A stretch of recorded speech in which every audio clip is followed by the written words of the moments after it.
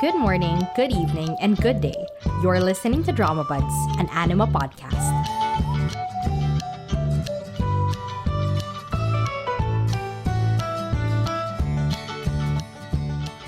So, hello everyone.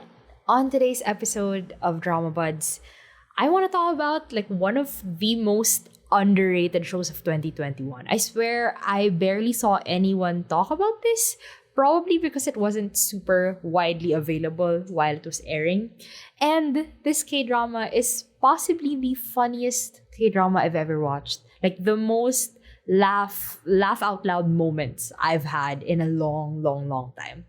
So today, I want to talk about On the Verge of Insanity, a 2021 drama that aired in MBC, starring Jung and Moonsori.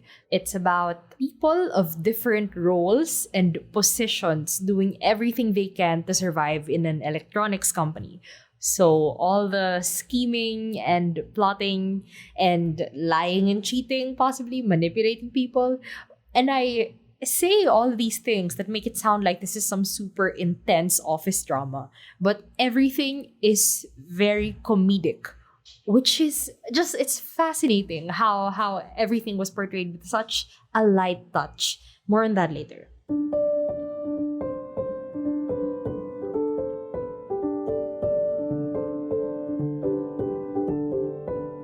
So let's go on to the plot and the characters. First, we have Choi Ban-sok, played by Jung Jae-young. So, Ban-sok is a hardware developer in his 40s who's transferred to a new branch of the company.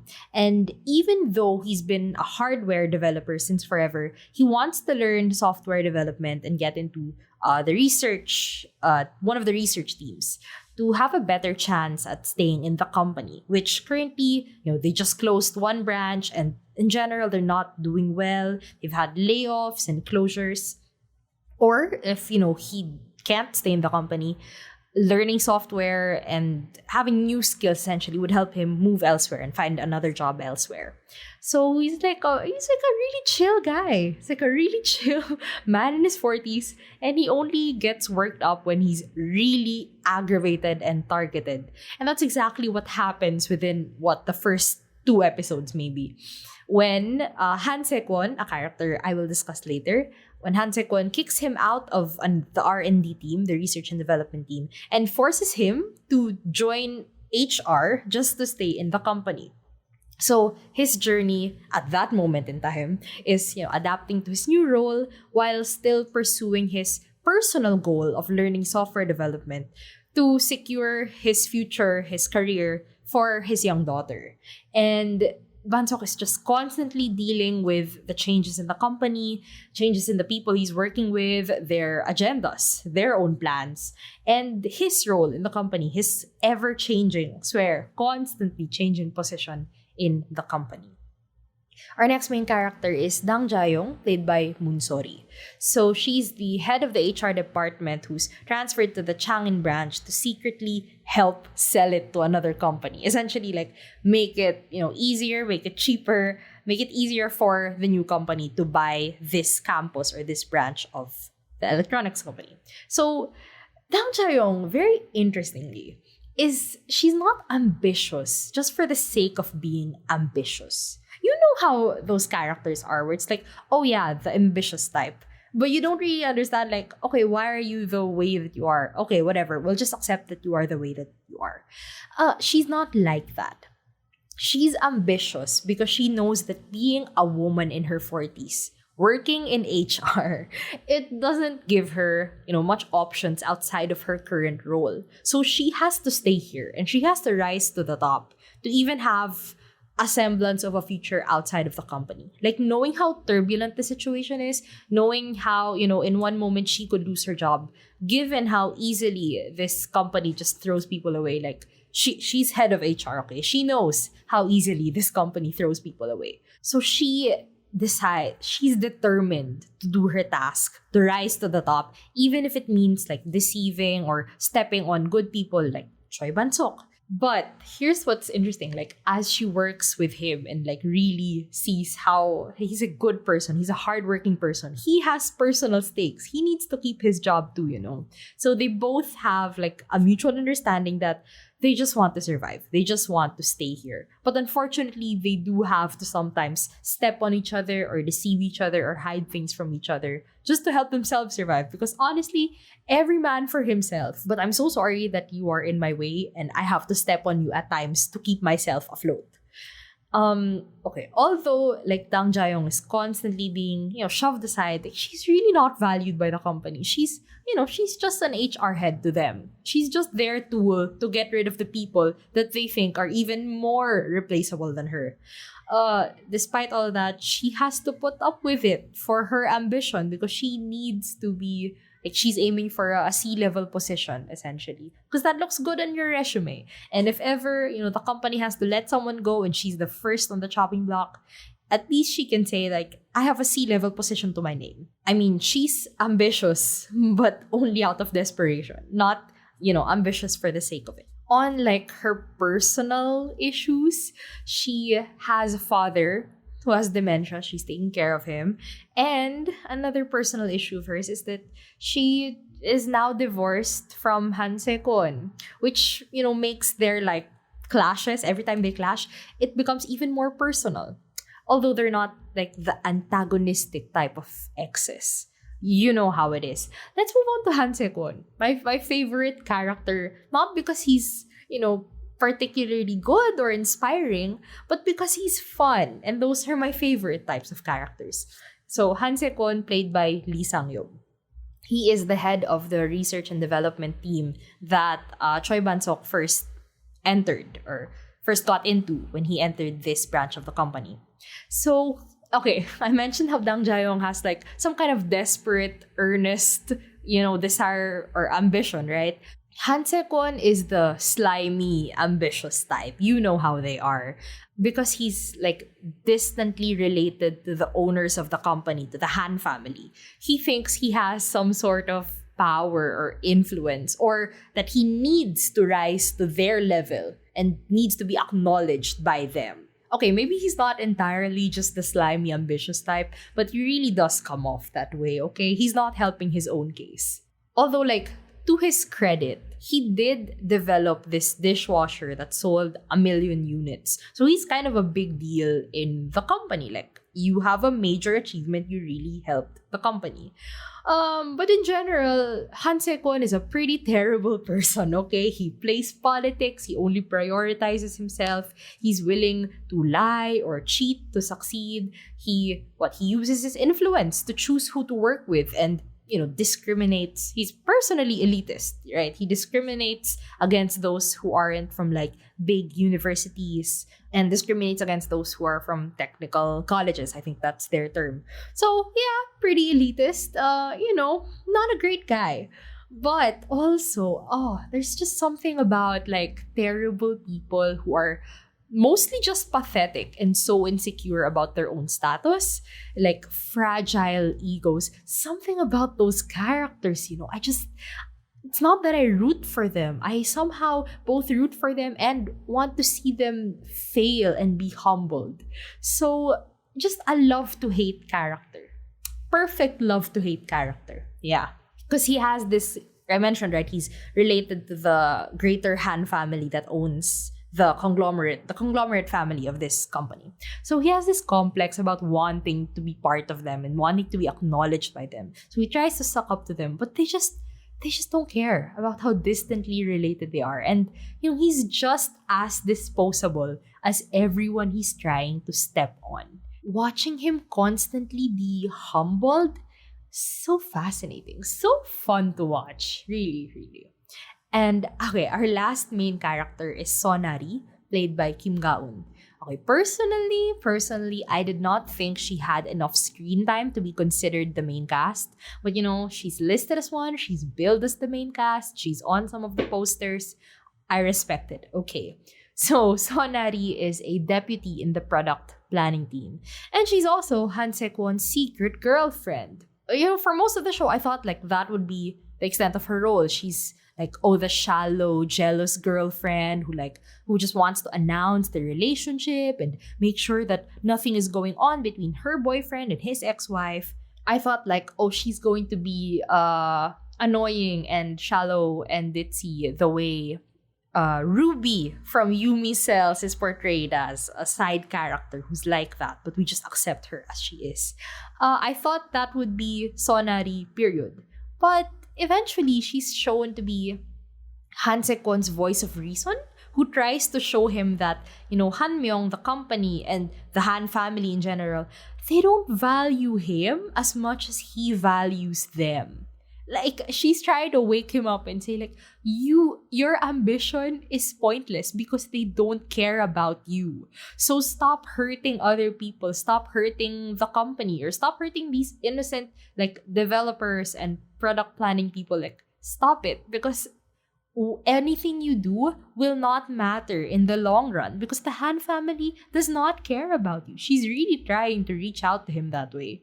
But alas, he does not listen. So yeah, she's shown to be more than just his girlfriend, and we see her as like a good teammate. She's a good employee, and we see her prioritizing herself and her ambition, her desire to also be, a good employee and to do her work well. She prioritizes that over her relationship with him at times. So that's an interesting thing to watch.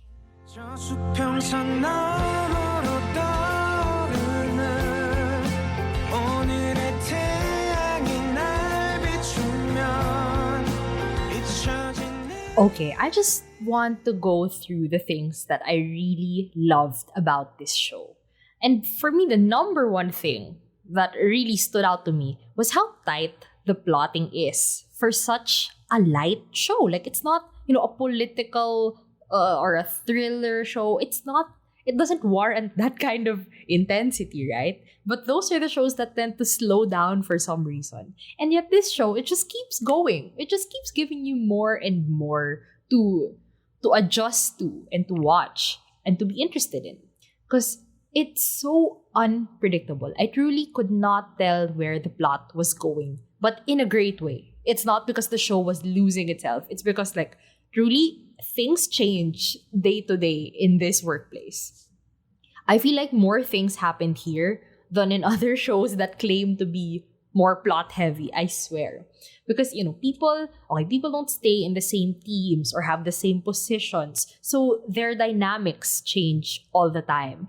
In one episode, Choi Ban-sok was the new member of the team. In another episode, Dang Jae-young was the new member in another team. And Choi Ban-sok was more like senior or more experienced than her. So now he was the one, kind of looking down on her, looking down at her.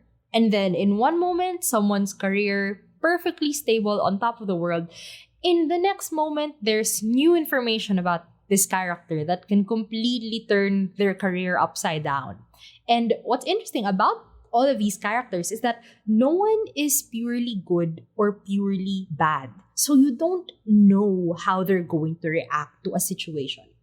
So for example, our main protagonist, you'd think that Choi Ban-sok would be like, a nice guy who puts people and puts the company first.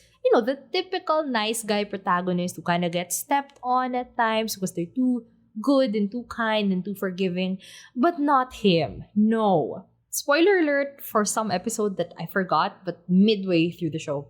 Okay, so Choi Ban-sok found out that the dishwashers Han Sekwon developed had this overlooked flaw. Or they didn't test it properly and they just made up numbers so that it would pass the safety test. And the dishwashers could overheat and explode. So he discovers that flaw.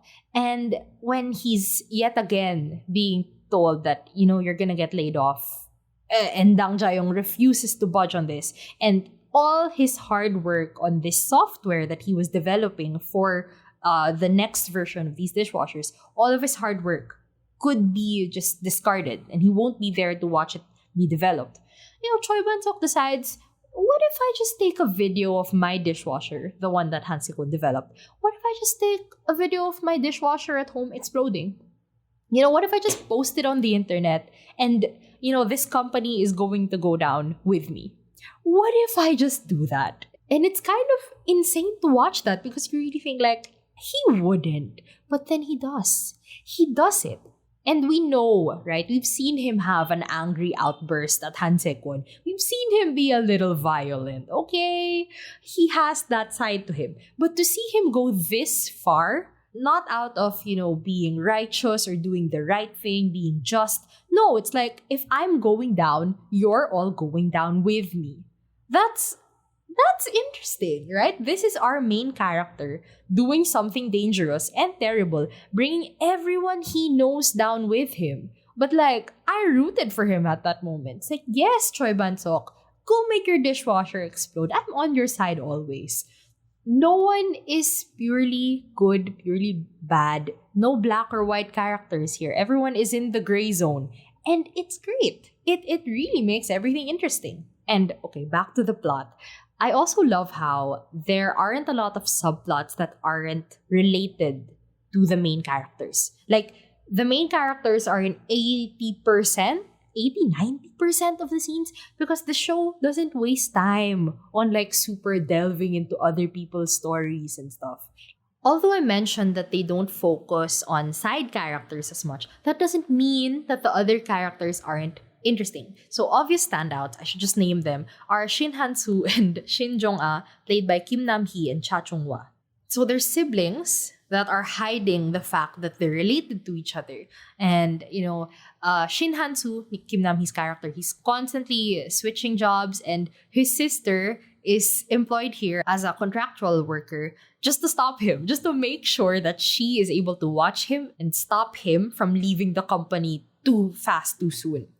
And she's also happy being a contractual worker because, it's less stressful than holding on to a permanent job and forcing herself to stay in this company. It's a very interesting perspective. You'd think most people are like, no, everyone, I need to be a permanent employee. But she's like, life is easier this way. I do not have any extra obligations and I do not need to try as hard. So it's like, go girl, if that's how you want to live your life. Amen. It's super funny, their dynamic as siblings. They're the characters that are given the most subplot time, I guess, just to, show their relationship with each other. But it's fine because they're super funny. And so at least I'm entertained even if we're not really focusing on the plot of the main characters at the moment. Okay, so aside from the two siblings, in general, their co-workers in Hanmyong, they are the epitome of insanity. They make you understand why the title of the show is On the Verge of Insanity. Because the people they work with are all very uncooperative and they only think of themselves.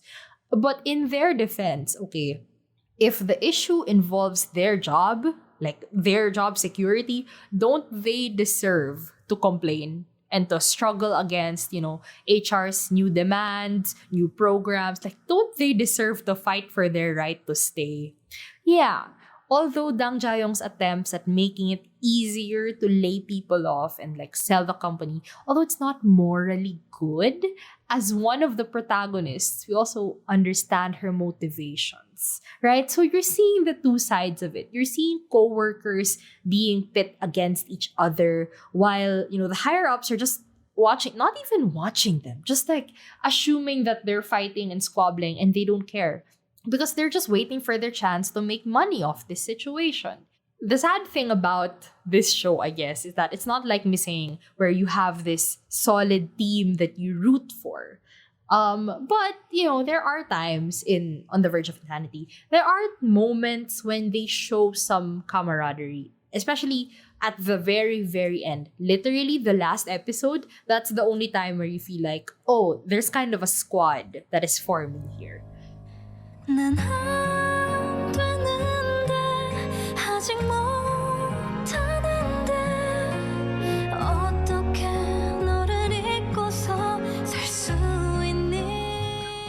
Alright, so another amazing thing about this show is how it manages, humor. Because it is a comedy, It manages its humor with the serious themes that it's presenting or discussing or commenting on with the plot of the show. So like I mentioned this earlier, I describe things and people as if they're all like slimy and vile and conniving and selfish, but it's not a political drama, okay, where everything is super high stakes and is portrayed so seriously. Because actually everything in this show is portrayed lightly.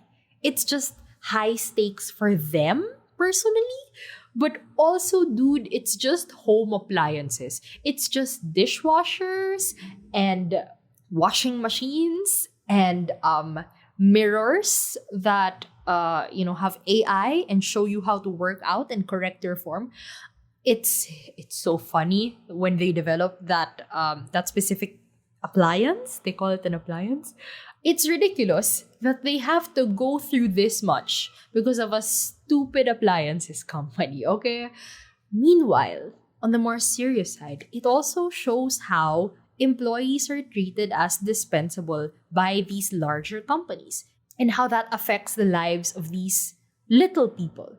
Because we've watched a lot of, chaebol dramas or, people fighting for inheriting a company and getting the most money and rivalries with other companies. We've watched a lot of shows with the bigger people up there.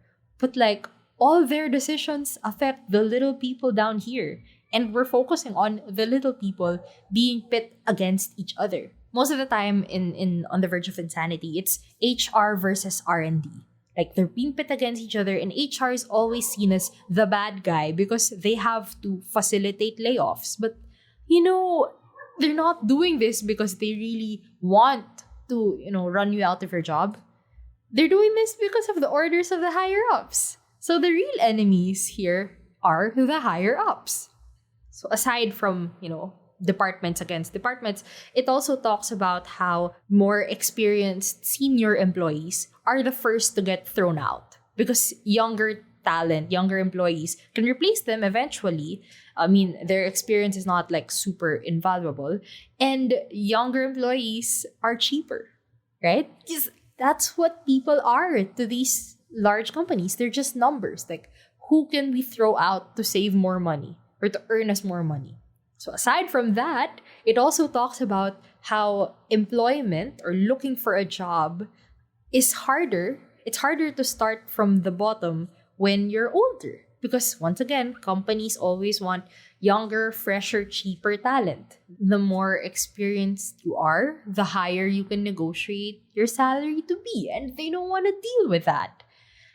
In general, it's just a commentary on corporate culture and how trying to survive can drive people crazy and make them do crazy things. But once again, On the Verge of Insanity is so good at portraying these things lightly. So the entire show never gets too dark. Like, there are sad moments, super, super sad moments. But there was never a point when things changed so much that they became sad and heavy.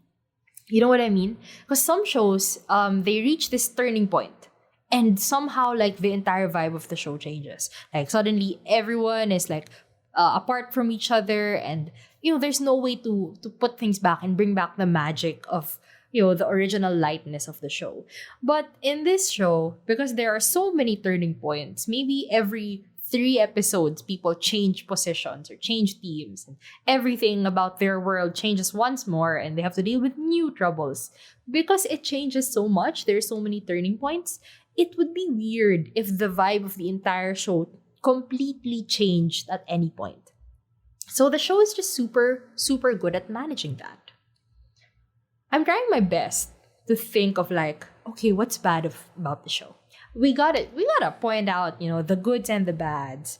But literally, nothing comes to mind. I cannot think of a single thing I did not love about On the Verge of Insanity. Okay, fine. I'll try harder. Maybe the music or the directing could have been, a little more iconic, could have hit a little harder. Maybe. It would have been nice to have a solid team to root for and not just individuals. But, once again, the theme of the show is kind of every man for himself. It's not like teamwork will bring everyone together and bring happiness and everything.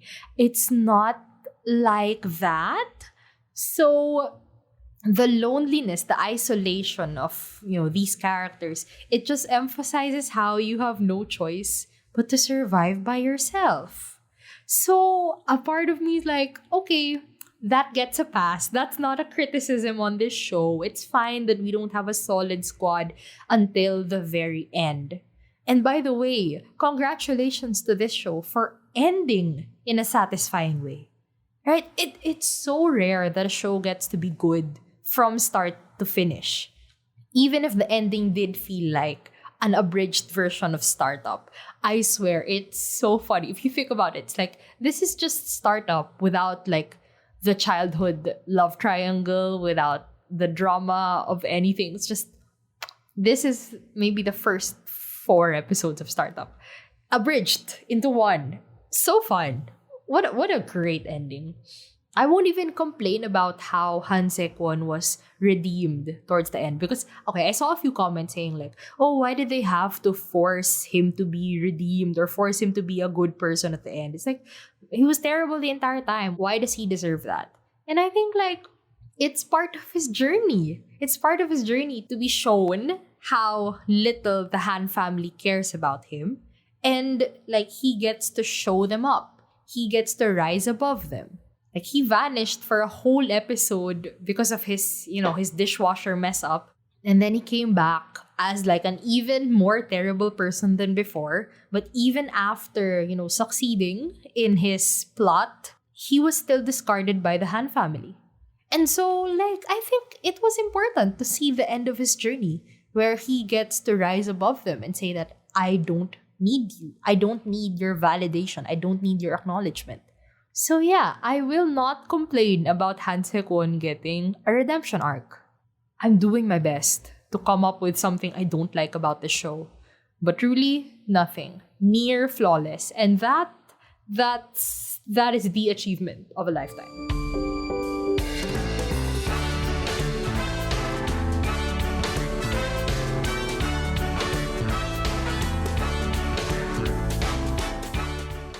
So that's it for me today.